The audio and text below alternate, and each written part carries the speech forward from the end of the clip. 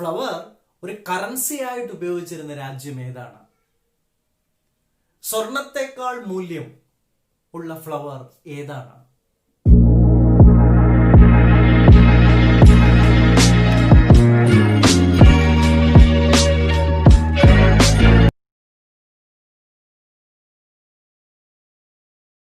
Hi, എല്ലാവർക്കും smart ലോഗസിന്റെ പുതിയ എപ്പിസോഡിലേക്ക് സ്വാഗതം. ഈ എപ്പിസോഡിൽ നമ്മൾ കാണുന്നത് +2 ബയോളജിയുടെ രണ്ടാമത്തെ ചാപ്റ്ററായ sexual reproduction in flowering plants ആണ്. ഒന്നാമത്തെ ചാപ്റ്റർ റീപ്രൊഡക്ഷൻ ഇൻ ഓർഗാനിസംസ് കാണാത്തവരുണ്ടെങ്കിൽ അതിന്റെ ലിങ്ക് ഡിസ്ക്രിപ്ഷൻ ബോക്സിൽ കൊടുത്തിട്ടുണ്ട്, എടുത്ത് കാണാവുന്നതാണ്. ചാനൽ ഇനിയും സബ്സ്ക്രൈബ് ചെയ്യാത്തവരാണെങ്കിൽ ചാനൽ സബ്സ്ക്രൈബ് ചെയ്യുക, ഒപ്പം ബെൽ ബട്ടൺ അമർത്തുക. അപ്പൊ നമുക്ക് ചാപ്റ്ററിലോട്ട് വരാം. Sexual reproduction in flowering plants എന്ന് പറയുമ്പോൾ നമ്മുടെ മനസ്സിലോട്ട് പ്രധാനമായും വരുന്നത് ഫ്ലവറിനെ കുറിച്ചാണ്. Flower is the reproductive organ of the plant, അല്ലെ? ഫ്ലവർ ആണ്. ഇനി പ്ലാന്റിനെ സംബന്ധിച്ചിടത്തോളം flower is A reproductive structure. പക്ഷെ നമ്മളെ സംബന്ധിച്ചിടത്തോളം that means what is the economic importance of flower, അല്ലെ? എന്താണ് ഫ്ലവറിന്റെ സിഗ്നിഫിക്കൻസ്? കൾച്ചറൽ വാല്യൂസ് ഉണ്ട്, റിലീജിയസ് വാല്യൂസ് ഉണ്ട്, സോഷ്യൽ ഓർണമെന്റൽ വാല്യൂസ് ഉണ്ട്. ഇങ്ങനെയുള്ള ഇമ്പോർട്ടൻസ് ഏതിനുണ്ട്? ഫ്ലവറിനുണ്ട്, നമുക്കറിയാം, അല്ലെ? പലതരം മനുഷ്യ വികാരങ്ങൾ പ്രകടിപ്പിക്കാൻ, സന്തോഷമാവട്ടെ, സ്നേഹമാവട്ടെ, പ്രണയമാവട്ടെ, സങ്കടമാവട്ടെ, അല്ലെങ്കിൽ വല്ല സ്വീകരിക്കാൻ വേണ്ടി, മനുഷ്യരെ സ്വീകരിക്കാൻ വേണ്ടി ഒരു ചടങ്ങിലൊക്കെ ഏത് ഉപയോഗിക്കുന്നുണ്ട്? ഫ്ലവർ ഉപയോഗിക്കുന്നുണ്ട്. ഇനി ഫ്ലവർ ഒരു കറൻസി ആയിട്ട് ഉപയോഗിച്ചിരുന്ന രാജ്യം ഏതാണ്? സ്വർണത്തെക്കാൾ മൂല്യം ഉള്ള ഫ്ലവർ ഏതാണ്? നമുക്ക് ഈ വീഡിയോയുടെ അവസാന ഭാഗത്ത് അതിനെക്കുറിച്ച് ഡിസ്കസ് ചെയ്യാം. അപ്പോൾ ഫ്ലവർ റീപ്രൊഡക്റ്റീവ് ഓർഗൻ ആണെന്ന് പറഞ്ഞു. അതിന്റെ male and female reproductive organs ഏതൊക്കെയാണ്? That is androecium and gynoecium, അല്ലെ? So male reproductive organ of the flower ഏതാണ്? ആൻഡ്രീഷ്യമാണ്. ഫീമെയിൽ റീപ്രൊഡക്റ്റീവ് ഓർഗൻ ഏതാണ്? ഗൈനീഷ്യമാണ്. ആദ്യം നമുക്ക് മെയിൽ റീപ്രൊഡക്റ്റീവ് ഓർഗനെ കുറിച്ച് ഡീറ്റെയിൽഡ് ആയിട്ട് കാണാം. ആൻഡ്രീഷ്യം കൺസിസ്റ്റ് ഓഫ് ഏതാണ്? സ്റ്റേമൻ. ആൻഡ്രീഷ്യത്തിൽ ഉള്ളത് എന്താണ്? Androecium is the mail reproductive world, അല്ലെ? അതിന്റെ ഓരോ യൂണിറ്റും എന്താണ്? സ്റ്റേമൻ ആണ്. നിങ്ങൾ കണ്ടു കാണും ചെമ്പരത്തി, ഹിബിസ്കസ് ഫ്ലവറിൽ, അല്ലെ? സ്റ്റേമൻ കണ്ടു കാണും. സ്റ്റേമന്റെ സ്ട്രക്ചറിൽ ദർ ആർ 2 പാർട്സ് എന്ന് പറയാം, അല്ലെ? ഒരു ഇലോങ്ങേറ്റഡ് ആയിട്ടുള്ള ഒരു സ്റ്റോക്ക് ഉണ്ട്. That stock is known as filament. Elongated ആയിട്ടുള്ള പാർട്ട് ഇതാ, elongated stock, that is filament. എന്നിട്ട് അതിന്റെ ടിപ്പില് യൂഷ്വലി ബൈലോബ്ഡ് ആയിട്ട് കാണുന്ന ഒരു സ്ട്രക്ചർ, അല്ലെ? അതിനെയാണ് നമ്മൾ എന്ത് വിളിക്കുന്നത്? ആന്തർ. അപ്പൊ stamen in A structure it has got 2 parts. ഏതൊക്കെയാണ്? There is an elongated stalk called filament, and then a bilobed structure seen at the tip, usually bilobed structure seen at the tip, known as anther. അല്ല, ഇത്രയുമാണ് സ്റ്റേമന്റെ 2 ഭാഗങ്ങൾ. ഇനി ഇവിടെ ശ്രദ്ധിക്കേണ്ടത് ഇതാ, ഈ ഫിലമെന്റിന്റെ proximal end എന്ന് വെച്ചാൽ ഈ എൻഡ്, ഒരു എൻഡിൽ ടിപ്പിൽ ഏതുണ്ട്? ആന്തർ ഉണ്ട്. Proximal end of the filament is attached on. എവിടെയാണ് അറ്റാച്ച് ചെയ്തിരിക്കുന്നത്? നോക്കൂ, ഇതാ, ഇതെന്താണ്? തലാമസ് ആണ്. So proximal end of the filament is attached on thalamus എന്ന് പറയാം. അതല്ലെങ്കിൽ ഇതൊക്കെ എന്താണ്? പെറ്റൽ ആണ്. കൊറോള കേട്ടിട്ടില്ലേ? Calyx, corolla, androecium, gynoecium, these are the 4 words, അല്ലെ? അപ്പോ proximal end of the filament is attached on either thalamus, അതല്ലെങ്കിൽ പെറ്റൽ ഓഫ് ദി കൊറോള. എന്താണ് തലാമസ്? ഡയഗ്രത്തിൽ കാണിച്ചിട്ടുണ്ട്. പെഡിസൽ. പെഡിസൽ എന്താണ്? സ്റ്റോക്ക് ഓഫ് ദി ഫ്ലവർ, അല്ലെ? ഫ്ലവറിന്റെ സ്റ്റോക്കിനെയാണ് നമ്മൾ എന്ത് പറയുന്നത്? പെഡിസൽ എന്ന് പറയുന്നത്. പെഡിസലിന്റെ tip, swollen tip of the pedicel, that is known as thalamus. അപ്പൊ ഈ തലാമസിൽ ആയിരിക്കാം അറ്റാച്ച് ചെയ്തിരിക്കുന്നത്, അതല്ലെങ്കിൽ കൊറോള, പെറ്റലിലായിരിക്കാം. ഓക്കെ, സോ പോയിന്റ് ക്ലിയർ അല്ലേ? Then a typical angiosperm anther is bilobed, dithecous and tetrasporangiate. എന്താണ്? What is the meaning? Bilobed നേരത്തെ പറഞ്ഞു കഴിഞ്ഞു. It has 2 lobes, അല്ലെ? 2 ലോബ് ഉണ്ട്. ടിപ്പിക്കൽ ആണ് പറയുന്നത് കേട്ടോ, എക്സെപ്ഷൻസ് ഉണ്ട്. അപ്പൊ bilobed, it has 2 lobes. Then dithecus means it has two theca. അല്ലെ, two theca in each lobe. നോക്കൂ, ഇവിടെ രണ്ട് തീക്ക കാണാം അല്ലെ. തീക്ക മീൻസ് എ കേസ് അല്ലെ. അപ്പോ two theca in each lobe, that is the meaning. അപ്പൊ ടോട്ടൽ എത്ര തീക്ക വരും? 4. ഒരു ലോബിൽ രണ്ട് തീക്ക, അപ്പൊ ടോട്ടൽ എത്ര വന്നു? 4 തീക്ക. Then tetrasporangiate means it has 4 microsporangia. 4 microsporangia ഉണ്ട്. സ്വാഭാവികമാണ് അടുത്ത സംശയം, എന്ത്? വാട്ട് ഈസ് മൈക്രോസ്പൊറാഞ്ചിയം അല്ലെ. മൈക്രോസ്പൊറാഞ്ചിയം എന്ന് പറഞ്ഞാൽ is the structure in which microspores are produced. So microspore ഏതിനകത്താണോ പ്രൊഡ്യൂസ് ചെയ്യുന്നത് ആ സ്ട്രക്ചറിനെയാണ് എന്ത് പറയുന്നത്? മൈക്രോസ്പൊറാഞ്ചിയം എന്ന് പറയുന്നത്. അപ്പോൾ മൈക്രോസ്പോർ എന്താണ്? മൈക്രോസ്പോർ ആണ് ഡെവലപ്പ് ചെയ്തിട്ട് ഏതായി ഫോം ചെയ്യുന്നത്? പോളൻ ഗ്രെയിൻ ആയിട്ട് മാറുന്നത്. പോളൻ ഗ്രെയിൻ അറിയാമല്ലോ, ഫെമിലിയർ അല്ലേ? So microspore develops to form pollen grain. അപ്പോ ഈ മൈക്രോസ്പോർ പോളൻ ഗ്രെയിൻ ആയിട്ട് ഡെവലപ്പ് ചെയ്യുമ്പോ മൈക്രോസ്പൊറാഞ്ചിയം എന്തായിട്ട് മാറും? Will be transformed into pollen sac. So microspore later becomes pollen grain. Microsporangium later becomes pollen sac. Structure of microsporangium. മൈക്രോസ്പൊറാഞ്ചിയത്തിന്റെ സ്ട്രക്ചറിൽ see 1 2 3 4 wall layers are there എന്ന് പറയാം in the structure of a microsporangium. ടെട്രാസ്പൊറാഞ്ചിയേറ്റ് ആണ് എന്ന് പറഞ്ഞു അല്ലെ. Typical angiosperm anther is tetrasporangiate. അതാണ് 1 2 3 4 4 side കാണിച്ചേക്കുന്നത്. അപ്പൊ ഇതില് വാൾ ലേയേഴ്സ് നമുക്ക് outer to inner, see outermost one ഏതാണ്? Epidermis. Inner to epidermis second ഏതാണ്? Endothecium. Then inner to endothelium third, middle layers.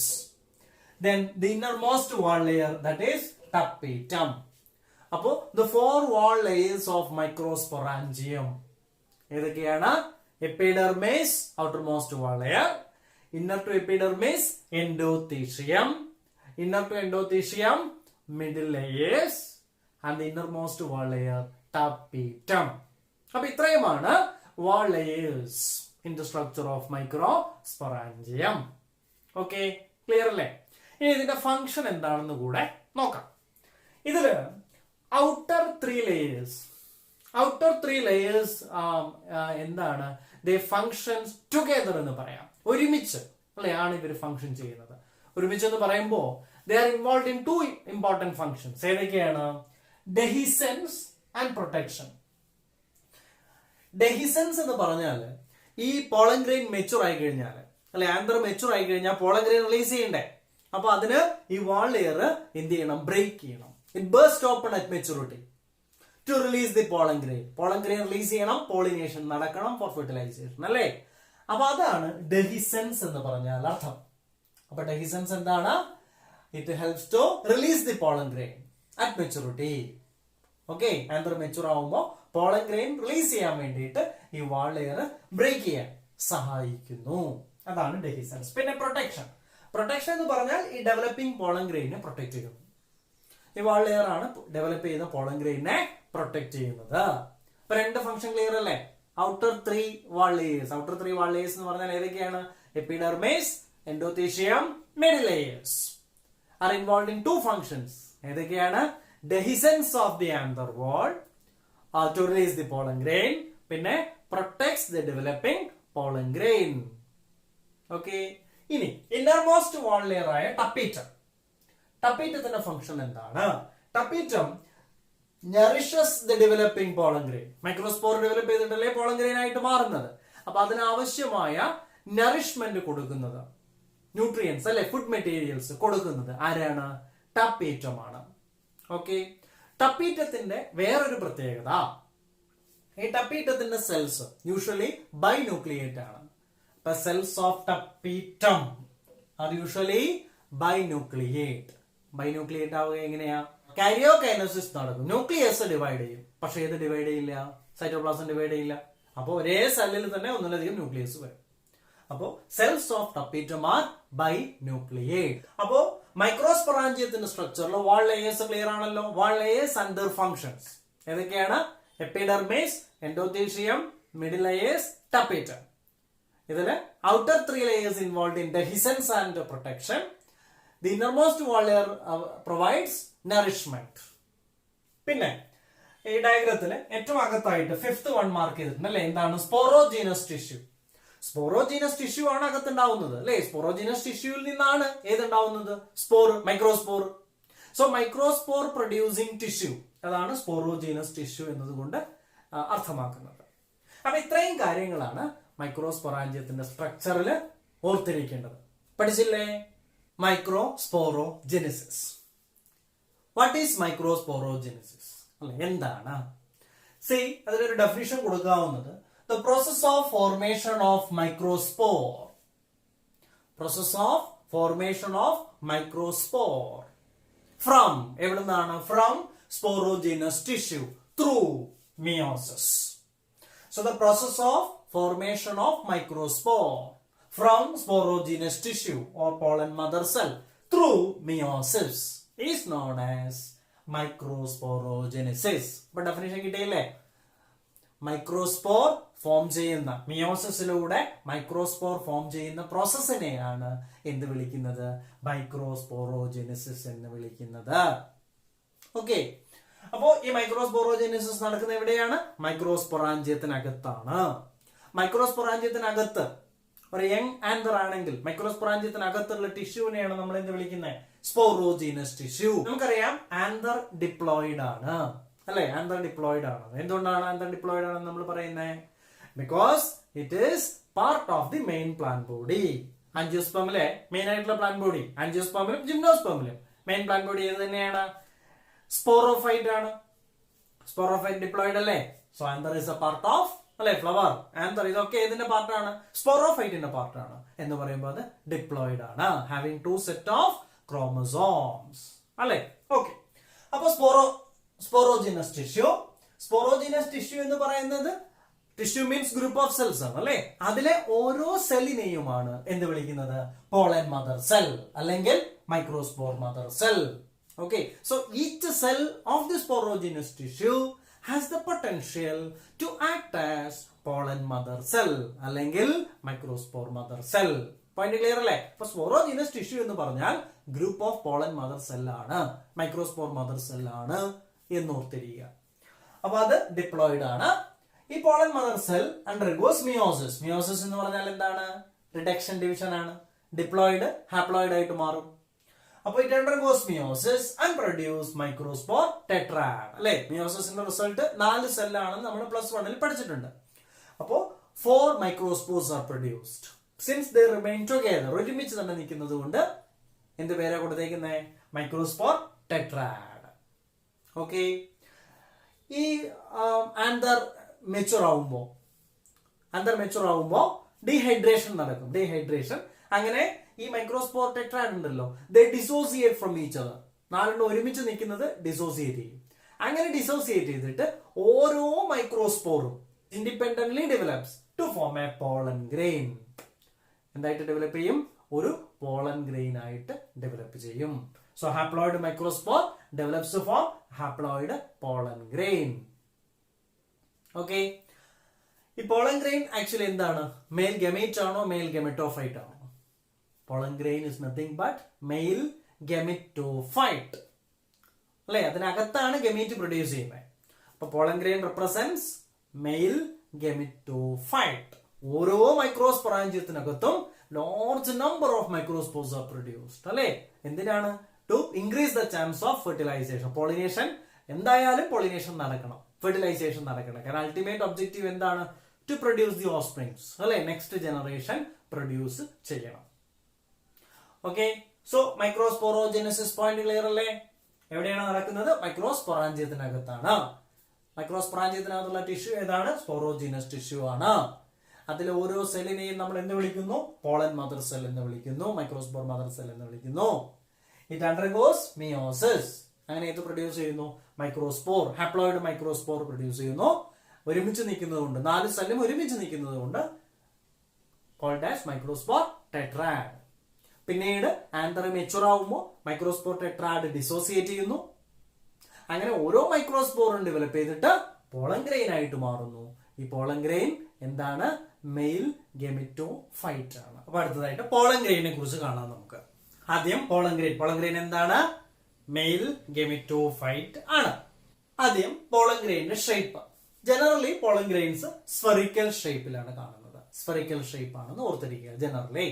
Size 25 to 50 micrometer അല്ലെ, 25 to 50 micrometer റേഞ്ചിലാണ് ഏതിന്റെ സൈസ് വരുന്നത്? പോളൻ ഗ്രെയിനിന്റെ സൈസ് ജനറലി കാണപ്പെടുന്നത്. പിന്നെ structure.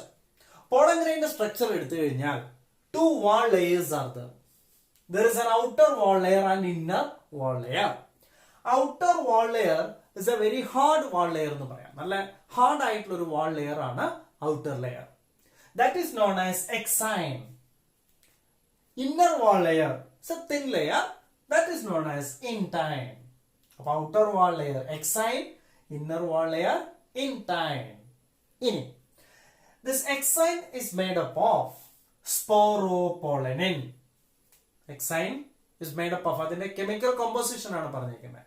It is made up of a chemical substance or organic substance known as sporopollenin. സ്പോറോപൊളനെ കുറിച്ച് പഠിക്കുമ്പോൾ അതിനൊരു പ്രത്യേകത ഓർത്തിരിക്കുക. നോട്ട് ചെയ്യേണ്ട പ്രധാനപ്പെട്ട ഒരു കാര്യം എന്താണ്? It is one of the most resistant organic substance discovered so far. മനസ്സിലായി? ഇതുവരെ കണ്ടുപിടിക്കപ്പെട്ടിട്ടുള്ളതിൽ വെച്ച് വളരെയധികം റെസിസ്റ്റൻസ് ഉള്ള ഓർഗാനിക് സബ്സ്റ്റൻസിൽ ഒരെണ്ണമാണ് ഏത്? സ്പോറോപൊളൻ. മനസ്സിലായോ? It can withstand high temperature. നല്ല ടെമ്പറേച്ചർ കൂട്ടി കൊടുത്താലും സ്പോറോപൊളൻ ഒന്നും സംഭവിക്കില്ല. മനസ്സിലായോ? അതേപോലെ പി എച്ചിൽ ചേഞ്ച് വരുത്തിയാൽ, P H high P H അല്ലെങ്കിൽ ലോ പി എച്ച്, ഒന്നും സംഭവിക്കില്ല. ഇതുവരെ നമ്മൾ കണ്ടുപിടിച്ചിട്ടുള്ള എൻസൈംസിൽ ഒന്നും സ്പോറോപൊളനെ ഡൈജസ്റ്റ് ചെയ്യാൻ സാധിക്കില്ല. അപ്പൊ അതുകൊണ്ടാണ് പറയുന്നത് it is one of the most resistant organic substance discovered so far. ഏതാണ്? സ്പോറോപൊളൻ. ഓക്കെ, ഇനി ഈ എക്സൈനില്, ഈ ഔട്ടർ വാൾ ലെയറില് ചില പോയിന്റില് സ്പോറോപൊളനിൻ ആബ്സെന്റ് ആയിരിക്കും, ഉണ്ടാവില്ല. ആ ഓപ്പണിങ്ങിനെ, ആ റീജിയനെ നമ്മൾ എന്ത് വിളിക്കുന്നു? ജേം പോർ എന്ന് വിളിക്കുന്നു. അപ്പൊ എന്താണ് germ pore? The region on the exine where sporopollenin is absent. Sporopollenin ഇല്ല. ഓക്കെ, ആ ഓപ്പണിങ്ങിനെ ജേം പോർ എന്ന് വിളിക്കുന്നു.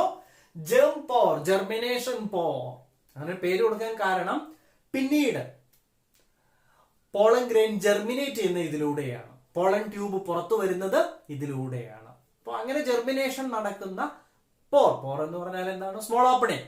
അർത്ഥത്തിലാണ് ഏത് പേര് കൊടുത്തിരിക്കുന്നത്? ജേം പോർ. ഓക്കെ, പിന്നെ ഇൻടൈനെ കുറിച്ച് പറയുകയാണെങ്കിൽ ഇന്നർ ലെയർ ആണ്, തിൻ ലെയർ ആണെന്ന് പറഞ്ഞു. It is made up of cellulose and pectin. Cellulose and pectin വേറെ എവിടെയും നമ്മൾ കണ്ടിട്ടുണ്ട്. പ്ലാന്റ് സെല്ലിന്റെ സെൽ വാളിലുള്ള അതേ കെമിക്കൽസ് തന്നെയാണ്. അപ്പൊ സ്ട്രക്ചറിലുള്ള വാൾ ലെയേഴ്സ് ക്ലിയർ അല്ലേ? Outer wall layer exine made up of sporopollenin. Inner wall layer intine made up of cellulose and pectin. ഈ പോയിന്റ് ക്ലിയർ അല്ലേ സ്ട്രക്ചറില്? ഇനി ഈ pollen grain mature pollen grain ആയി കഴിഞ്ഞാൽ, മെച്ചൂരിറ്റിയിലോട്ട് വന്നു കഴിഞ്ഞാൽ pollen grain will have 2 cells. 2 cell ഉണ്ടാവും. ഏതൊക്കെയാണ് 2 cell? Vegetative cell and generative cell.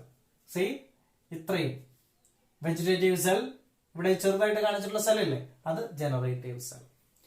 അപ്പോൾ എന്തൊക്കെയാണ് വെജിറ്റേറ്റീവ് ജനറേറ്റീവ് സെല്ലിന്റെ ഫീച്ചേഴ്സ് കാണാം നമുക്ക്. Vegetative cell is the bigger cell. നോക്കൂ, ഇത് രണ്ടും കമ്പയർ ചെയ്യുമ്പോൾ ഇതാണ് വലുത് അല്ലേ? Vegetative cell is the bigger cell. പിന്നെ it has reserve food in it. Vegetative സെല്ലിനകത്ത് എന്താണുള്ളത്?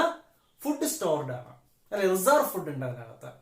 പിന്നെയോ it has large irregularly shaped nucleus. എത്രയുമാണ് ഇതിന്റെ ഫീച്ചേഴ്സ്? വെജിറ്റേറ്റീവ് സെല്ലില് മിനിമം ഓർത്തിരിക്കുന്നത്.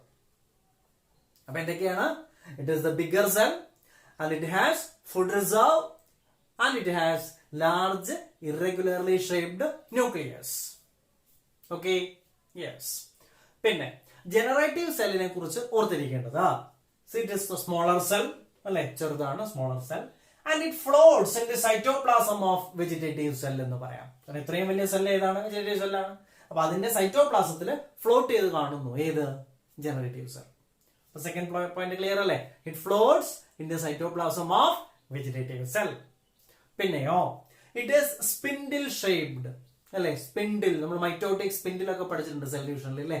ഷേപ്പ് ഓർമ്മ വരുന്നില്ലേ? അപ്പൊ it is spindle shaped and with dense protoplasm അത് മാത്രമല്ല, ഓർത്തിരിക്കേണ്ട വളരെ പ്രധാനപ്പെട്ട മറ്റൊരു കാര്യം, this generative cell later divide ചെയ്യും, എന്നിട്ടോ and forms two male gametes. ഈ ജനറേറ്റീവ് സെൽ ഡിവൈഡ് ചെയ്തിട്ടാണ് എന്ത് ഫോം ചെയ്യുന്നത്? മെയിൽ ഗമീറ്റ് ഫോം ചെയ്യുന്നത്.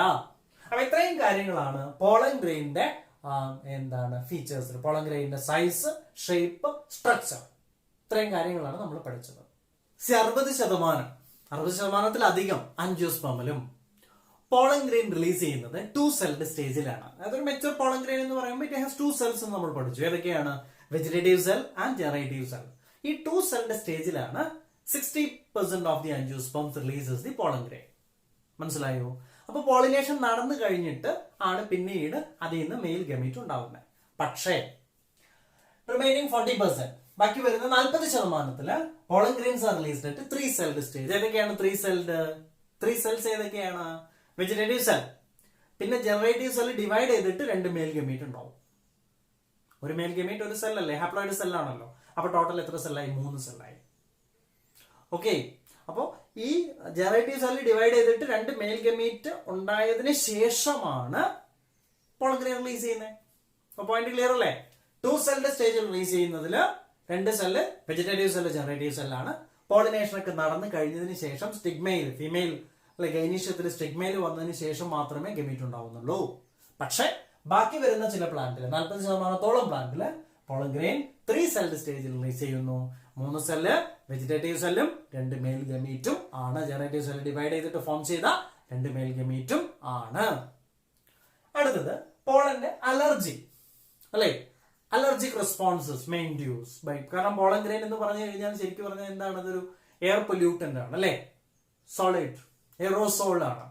അപ്പോ എസ്പെഷ്യലി റെസ്പിറേറ്ററി ഡിസോർഡേഴ്സ്, അലർജിയിൽ റെസ്പിറേറ്ററി ഡിസോർഡേഴ്സ് ആണ് ഇൻഡ്യൂസ് ചെയ്യുന്നത്. മെയിൻ ആയിട്ട് ആസ്മ, ബ്രോങ്കൈറ്റിസ് അല്ലെ, ക്രോണിക് ആയിട്ടുള്ള റെസ്പിറേറ്ററി ഡിസോർഡേഴ്സ് ആയിട്ടുള്ള ആസ്മ, ബ്രോങ്കൈറ്റിസിനൊക്കെ കാരണമാവുന്നുണ്ട് എക്സ്പോഷർ ടു പോളൻ ഗ്രെയിൻ.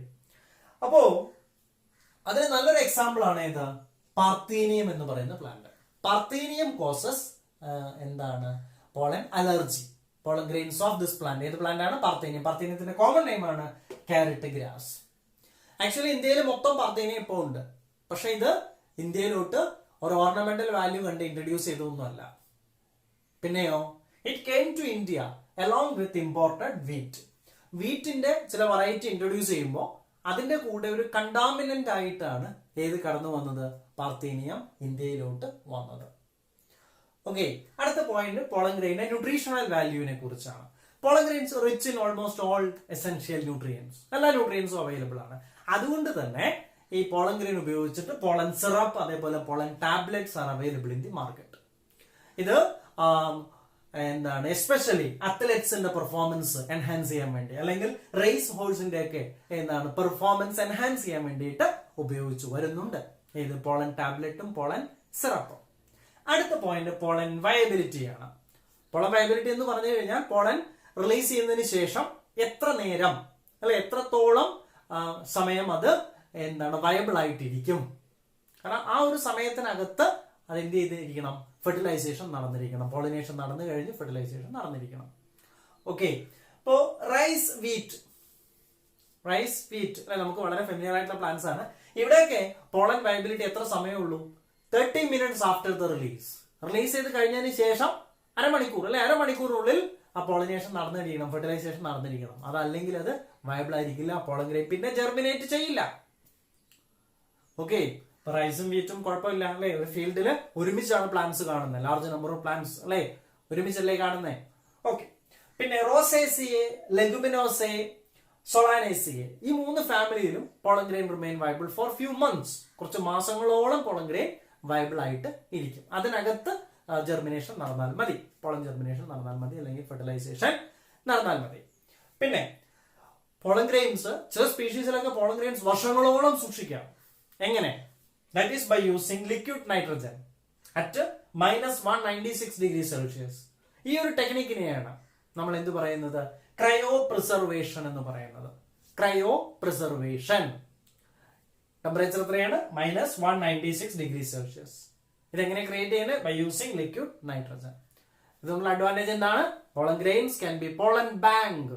അല്ലെ? Seed bank, pollen bank, seed bank പോലെ പോളൻ ബാങ്കും ഉണ്ട്. അപ്പൊ അവിടെ പോളൻ ഗ്രെയിൻ വർഷങ്ങളോളം പ്രിസർവ് ചെയ്യാൻ സാധിക്കും കേടുകൂടാതെ. നമ്മൾ തുടക്കത്തിൽ ചോദിച്ച ചോദ്യം അല്ലെ, സ്വർണത്തെക്കാൾ മൂല്യം ഉണ്ടായിരുന്ന ഫ്ലവർ ഏതാണ്? 16-17 നൂറ്റാണ്ടുകളിൽ നെതർലാൻഡ്സിൽ, ഹോളണ്ടില് ടുലിപ്സ്. ടുലിപ്സ് എന്ന് പറഞ്ഞാൽ ഏത് ഫ്ലവർ ആണ്? ലിലിയേസിയ ഫാമിലിയിൽ വരുന്ന, ലില്ലി ഫാമിലിയിൽ വരുന്ന ഫ്ലവർ ആണ്. ടുലിപ്സിന് സ്വർണത്തിനേക്കാൾ വിലയുണ്ടായിരുന്നു. അത് മാത്രമല്ല, അതിന് മൂല്യം ഉണ്ടാവാൻ കാരണം ആ കാലഘട്ടങ്ങളിൽ 16-17 നൂറ്റാണ്ടിൽ ഹോളണ്ടിൽ കറൻസി ആയിട്ട് ഉപയോഗിച്ചിരുന്നത് ടുലിപ്സ്. ഈ ഫ്ലവർ കറൻസിക്ക് പകരം പോലും ഉപയോഗിച്ചിരുന്നു, കാരണം അത്രയും മൂല്യം ഉണ്ടായിരുന്നത് കൊണ്ട്. അപ്പൊ നമ്മള് ഈ എപ്പിസോഡിൽ കണ്ട കാര്യങ്ങൾ ആന്ത്രിക്ഷത്തിനെ കുറിച്ച് പഠിച്ചു അല്ലെ? ഫ്ലവർ ആന്ത്രിക്ഷത്തിനെ കുറിച്ച് പഠിച്ചു. പിന്നെ സ്റ്റേമൻ, പിന്നെ മൈക്രോസ്പൊറാഞ്ചിയം, അതിന്റെ സ്ട്രക്ചർ, മൈക്രോസ്പോറോജെനിസിസ് പ്രോസസ് ഡീറ്റെയിൽഡ് ആയിട്ട് പഠിച്ചു. പോളൻ ഗ്രെയിനെ കുറിച്ച് പഠിച്ചു, അതിന്റെ സ്ട്രക്ചർ, പോളൻ ഗ്രെയിൻ കോസ് ചെയ്യുന്ന അലർജിയെ കുറിച്ച്, പോളൻ ന്യൂട്രീഷണൽ വാല്യൂവിനെ കുറിച്ച്, പോളൻ വയബിലിറ്റിയെ കുറിച്ച്. അപ്പൊ ഇത്രയും കാര്യങ്ങളാണ് ഈ എപ്പിസോഡിൽ നമ്മൾ കണ്ടത്. അപ്പൊ ഇത് നന്നായിട്ട് NCERT വായിച്ച് പഠിക്കുക. വീഡിയോ ഇതുവരെ വാച്ച് ചെയ്തതിന് എല്ലാവർക്കും നന്ദി.